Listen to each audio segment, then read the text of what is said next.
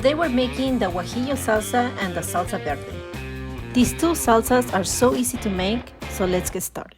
Okay, so the first thing we need to do is grab all of our ingredients. We're going to be using dried guajillo peppers, onion, tomatoes, tomatillos, garlic, and lime. And then what we're going to do is throw all of that into a pan. You can chop up some of those things to make them easier to roast.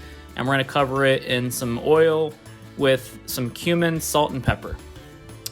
So we're going to go ahead and throw these into the oven at 450, and you want to make sure to keep an eye on the peppers. The dried guajillo peppers will cook very quickly, so once they start smoking, you want to pull them out. We want that smoky flavor, but we don't want it to be bitter. So once you get all those out, we're going to go ahead and while the rest of the things continue to roast, throw that in a pan with a cup of water or two, and go ahead and let it start boiling to hydrate.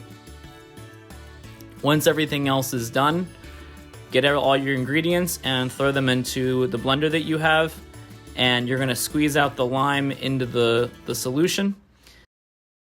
Grab your peppers, and don't use any of the water yet, just blend it with what you have in there, and as you start to blend it, you'll be able to figure out if you want to add any of the broth from the peppers. It'll make a nice consistency. If you want to make it a little bit more liquidy, or if you want it to be more chunky, you can just leave it out.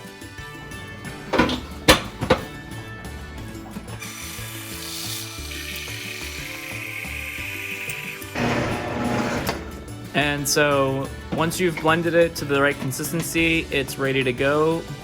¿Qué pensamos? Ooh. This salsa is served and tastes really yummy if you have it a little bit warm. Provecho.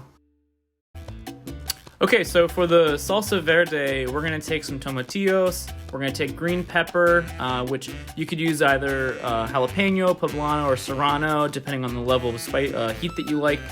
And then we're gonna take a chopped onion and add that. We're going to add about a cup of water, just enough to kind of get the tomatillos about halfway full, and we're going to add cumin and salt to that and then start to cook it. We want to cook this until it turns pale. That means that the tomatillos have cooked through.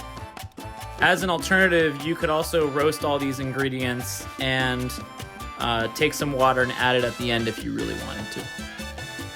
Once everything's been cooked through, we're going to add this to the blender, and we're going to go ahead and start to blend. As you blend it, you can add in some cilantro, as well as some pickled jalapeno to add a little bit of freshness to it and to cut through some of the richness of everything. And you're ready to go. It is very delicious on a shrimp taco. The amount we made fit perfectly in a mason jar. There you have it, Salsa Verde. Everybody makes it differently, but this is our recipe. Hopefully you try it. Don't forget to subscribe.